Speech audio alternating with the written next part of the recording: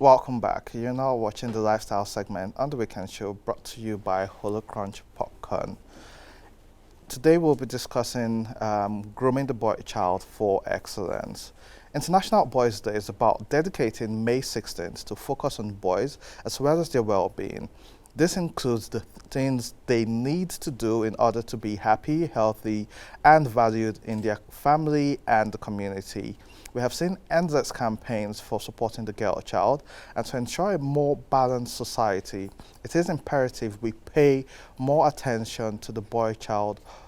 Not saying the girl child is not important. We can stress that over and over again, how raising the child is important. But even if the girl child has been empowered, she will not have peace in the world of ungroomed and unproductive boy children. Therefore, the boy child needs as much support as the girl child. The journey to a stable and peaceful generation begins with properly grooming the boy child. In supporting the boy child, we are indirectly erecting pillars of support for the girl child. My name is Andy Maduke, and I'll be discussing this with some guests in the studio. Having the conversation with me, I have Ebuka Obika Ede. He is a boy child advocate and a teen and youth mentor. Welcome to the weekend show. Thank you very much for having me. Glad to be here. Dr. Vivian Okoye, she is a doctor, parenting coach, and a certified child psychologist. Welcome. Thank you so much for having me. Thank you. And we also have Favor Nadi, a public health analyst. All right. Thank you very much. I'm glad to be here. You're welcome. Dr. Vivian, let's start with you. Okay. I only recently heard about the Day of the Boy Child, which is on May 16th, and which just passed the last week. And so we decided to have this conversation on how can we ensure that we are teaching the boy child right. Growing up, there's a lot of emphasis on how the girl child should be raised and who will marry you if you do this, who will do this if you don't do that. Yeah. And there's a lot of pressure in raising the girl child. And so it's about time we correct how the boy child is also raised, because that becomes a reflection of who they become in the future. And so let's start from parenting at the lowest level, from the family. What do you think are the reasons for why the boy child is raised differently, and what do you think modern parenting should entail to fix those problems? Okay, so everything you've said, I totally agree, and I am thankful that more awareness is being raised thanks to the work that some of my colleagues are doing, like Ebuka here. More awareness, and people are getting to know. I think the things happening in the society is actually bringing people to a level of awareness where they know that, okay, we need to raise our boys right so that they can become better men. I think there has been a gap in how we raise our boys, because we just believe that people just grow and become men, and this comes down to what we do in the family, because at the end of the day, the family is where we're primarily grooming our children, and we're conditioning them to become the person that they will become when we send them into the society. Why has it always been like that? It's been like that primarily because of our culture, what the society sells to us, because it's all marketing, right? What the society sells to us, the society believes that, you know, oh, groom the girl child and the boy doesn't need so much grooming, they will be fine, they are men, you know, and all of that. With the culture of patriarchy as well, where the male children are not questioned, or the men are not supposed to be questioned. But at the end of the day, every human being needs to be groomed and needs to be instilled the values necessary for them to function in life. You're not grooming the girl for the man, and you're not grooming the man for the girl. Primarily, you're grooming a person to become a full-fledged human so that they can function in the society, care for themselves, and be valuable into the society. So what do I think that the that the modern parenting should start doing? We should start grooming our children as human beings, not your style of parenting shouldn't be gender dependent, right? There is no there's no type of parenting that should be for the girl child or for the boy child. I feel that the values that are right, and both the girl child and the boy child should be instilled with the right value. When I started this conversation, I mentioned that it's all about marketing. So parenting is also about marketing your values to your children so that they can buy into it and they can go into the world and express those values. The world is marketing their own values to your child. The media is marketing values. However, pop culture is marketing values to your children. The movies they watch are marketing values to them and telling them this is how a boy should behave, this is how a girl should behave. So as a parent, you need to up your game and look at what it requires for your child, both girl and boy, to be functional, to be a person of value in the society. Determine the values you need to instill in them and start marketing it to them. First of all, you have to look at yourself and even ask yourself, as an adult, as a father, as a mother, will I be happy if my child becomes like me at the end of the day?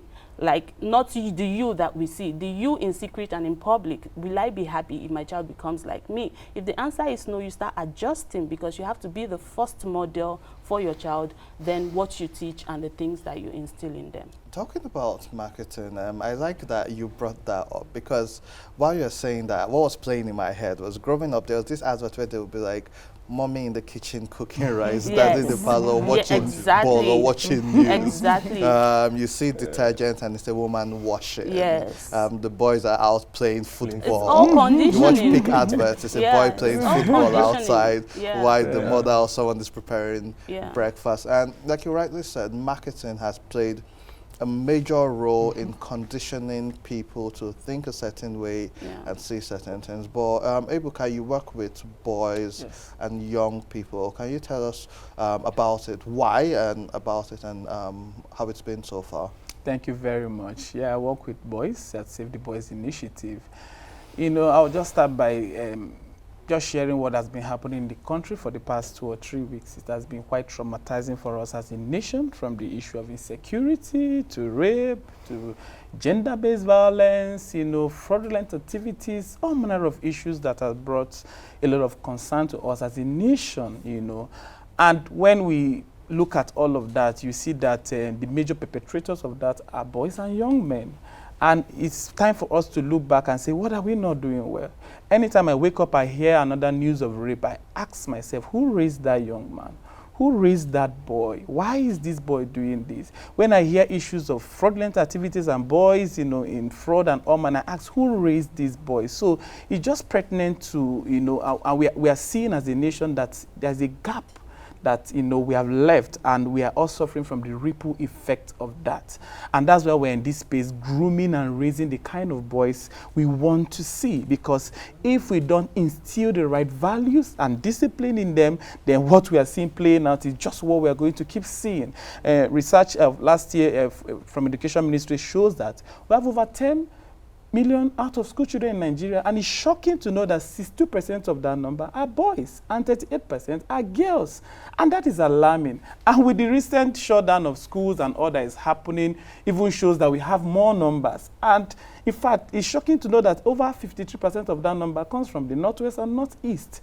And so when you see the rise of insecurity and all that is happening, it just shows that we have young men who are not educated, who are not literate, who don't have the right values we are looking for in a society, and it's troubling. And that's where we're in this space, raising boys, advocating that we need to do more. If we're having more, over 62% of our out-of-school children as boys, it should be a source of concern to us as a nation. We should look back. What are we not doing well? That's why I like the fact that UN is even involving men and boys, engaging men and boys in anti-gender-based violence, because we are seeing that if we don't raise our boys well, we can't, you know, fix these issues. And that's why we're in this place. And just like she has said, and you've also said, we need to begin to make, you know, our boys understand who they are, pay attention to grooming, not just say, oh, daddy in the parlor watching film, boys are playing, girls are walking, you know, hard working, and we are seeing our boys, you know, lagging behind, just lying low as if everything will just happen, school has calm, things will just fall in place. And if we keep going in this trend, I wonder what the future holds for us as a nation. We must do more in raising our boys and in teaching them the right values they need. And in closing, I will say, while we are preparing for the International Boys Conference last week that just had, where we hosted over 450 boys in the FCT, we are going around the school speaking to parents and teachers.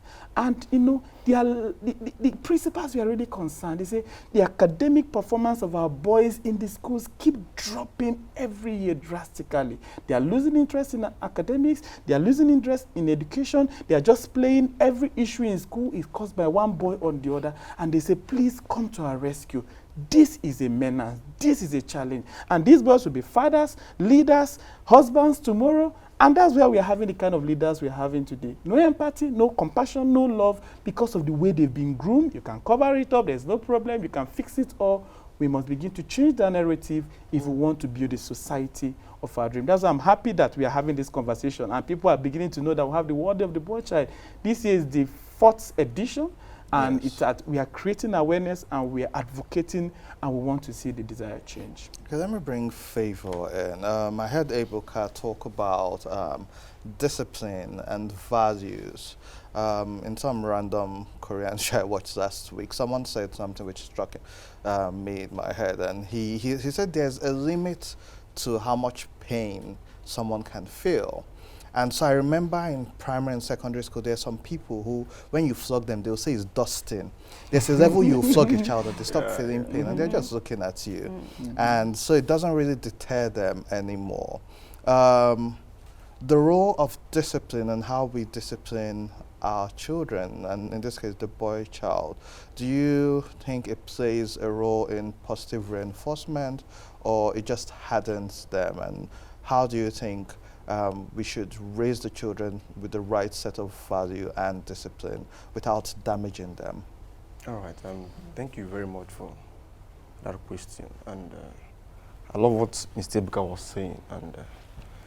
And like UNICEF, there's a study they did, and they found out that 10% of boys are open to sexual violence. And like in 100% of people who are violated, only 5% tend to get support, and 5% don't get support.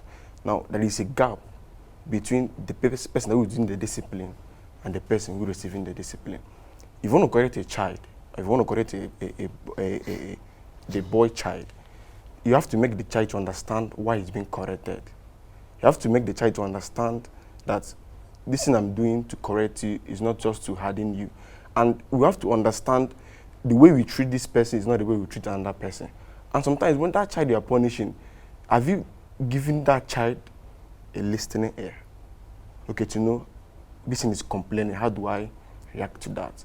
A child is telling you, Mommy, I don't have book to go to school. If I go to school, they'll flog me. In the morning, you're forcing that child to go to school. Could you've not listened to that child, you've not listened to that boy child talk to you. So for every person who is going to administer discipline to the boy child, need to listen to that child. They need to know how to correct that child. Because if you think you want to do it by force, you end up hardening the child, and the person will be resistant to discipline. So you have to develop a listening ear to make sure that that person you are disciplining, you've understood why he's doing that, and you can know from the angle you're going to come from to install that discipline. Thank you.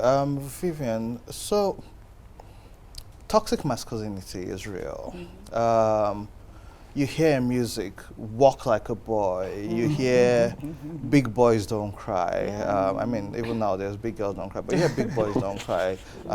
Walk like a boy, talk like a boy. You sound like a girl. Why are you crying? Are you a girl?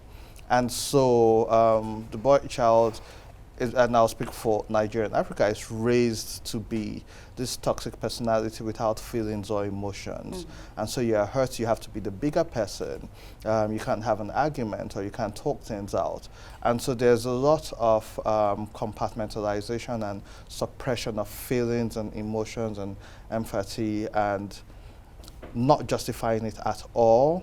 I feel that plays a role in the violence we see out there, because when certain things pile up, people, it's like, you know, say you push a goat to the wall, and so people will take the most irrational option out when they think that's all that is left for them. And so you see people, like he said, in Northeast and Northwest, where there's a lot of violence, is because a lot of children are out of school, a lot of graduates are out of jobs, and the numbers are out there.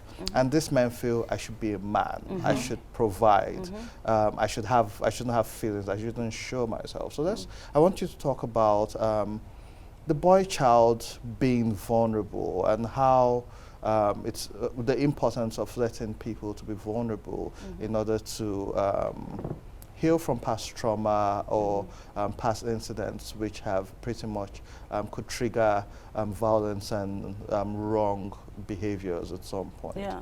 So, yes, toxic masculinity is a major deal, right? We have huge and unrealistic expectations of our boys. And like you mentioned, this plays a major role and in the explosion of violence, which is like a national emergency right now. I think that we should normalize, to everybody listening, I think that we should normalize allowing people to express their feelings and their emotions. This is a generational thing, right? So we have been groomed from generation to generation to generation. We haven't learned how to express our feelings. Some emotions have been tagged as bad and negative. There is no negative emotions. Emotions are normal. Anger is normal. Pain is normal, you know, and you can express them. What we need to focus is on teaching our children how to express their emotions and not shaming people for expressing pain, for expressing anger, you know, because emotions don't go away. Any unresolved emotions stays with you and will only become something else and manifest in an explosive way later in the future. And that is why we see a lot of things that we have seen. It's a whole lot of compressed, unresolved, traumatic emotions that, you know, have gone with people over time, and then you see people, it also leads people into addictive behaviors because there's a whole lot of energy that needs to be expended, and if you are not expressing all of this, then you will find a way to channel it because there is no vacuum in life. So as parents, first of all, we're talking about from the family now, you have to normalize it in your home where your children can express. Stop telling boys that they cannot cry. A boy can cry. It's a normal emotions. If they're in pain, they should be able to cry. Also make yourself available and accessible so that your children can come to you when they have, you know, an emotional or overwhelming emotions to express. Also, do not make yourself look infallible to your children. So there is this thing that fathers do where they, you know, do or she like is not entering, nothing. As a father, no emotion gets to you. So that's an example that you are showing to your child. If you are able to model vulnerability to a reasonable extent to your child will know that, okay, pain is actually normal, and when I'm in pain, there is no shame in it. I can talk to someone about it. And as you do this, we start to normalize these things, and when people are less traumatized, when people are able to express their emotions, it curbs the violence, because these things, this violence that we see is a response to suppressed emotions. You're either responding as aggressive, or you're either responding as dismissive, right? So most times for the boys it's aggression, and for the girls it's dismissive, like they just dismiss, they're not in touch with their emotions. So if you want to stop that aggression, we have to normalize allowing boys to be humans, because we're all humans and we feel a range of emotions. What we need to focus on is now to teach emotional intelligence, which is how to express these emotions when you feel them. Thank you, Vivian. Viv, I see you nodding your head. Do you have something to add in closing to that? No, she has said it all, but because she touched the aspect of the public health aspect, because this society, if the boy child is poorly raised, like what he was saying, you see incident of rape going higher. In as much as in 2016, around October 25th, Mr. President, our president, rolled out a campaign to end violence against children by 2030. From that 2016 till now, instead of the numbers to be going down or the incidents to be going down, it's coming up, which means that 2030 is not even realistic. So some actions need to be taken drastically, because the more each day we wake up to news that you'll be like, is this Nigeria? Rape happening in a broad daylight, nobody. And the issue is that some of this news we hear are 10% of what is not. There are more unreported issues which is not even coming to the news. Okay, if not what happened recently, like because of Twitter, people need to track. We need to know. We had the issue of what happened at Akwa Ibom. People need to know what happened. What if it wasn't on Twitter? What if maybe the lady didn't send a message to the friend? So there have many untold stories, many unreported stories. So we need to train the boy child, because if we don't, it becomes a public health emergency. Thank you. Ebuka, so is there like a theme for the year of the boy child this year? Because I know, for instance, with other days, they have a theme. Is there a theme for this year? What's your charge in closing 1 minute for the young boys out there? Thank you. Yes, there's a theme for this year, and this year is Grooming the Boy Child, Making Positive Impact. And we are focusing on role modeling, and that's one area I really want the society to look into, because the challenge the boys are having is that, okay, if we are saying we want to raise them right, a lot of our fathers and even the young men we have are not really the models they should look up to. So it's a vicious circle, because these boys need people to look up to learn what true masculinity is, but it's difficult. So we must begin to raise role models for our boys, and that's one of the things we are doing in our space, to raise role model. We are starting clubs in school, leadership clubs, where we are teaching boys leadership, assigning them to mentors and role models that will really guide them through this journey. So and that is the charge I want to give boys. Father, at the last conference we were talking about this, and because it's a challenge to many boys, we are saying to boys, you need to take personal responsibility, because some of you, the people around you may not be people you have to look up to, but you need to take personal responsibility, knowing that this is about me, it's about the future, it's about our nation. So what am I doing in my space to live right? What am I doing in my space to make sure that things work well and right? So we are speaking to boys. Take personal responsibility. We've talked about your issues, your emotions that have been suppressed. A lot of boys grow up, being expressive, but when society starts saying be a man, men don't cry, begin to see a lot of them go back, and we are seeing the ripple effect of that.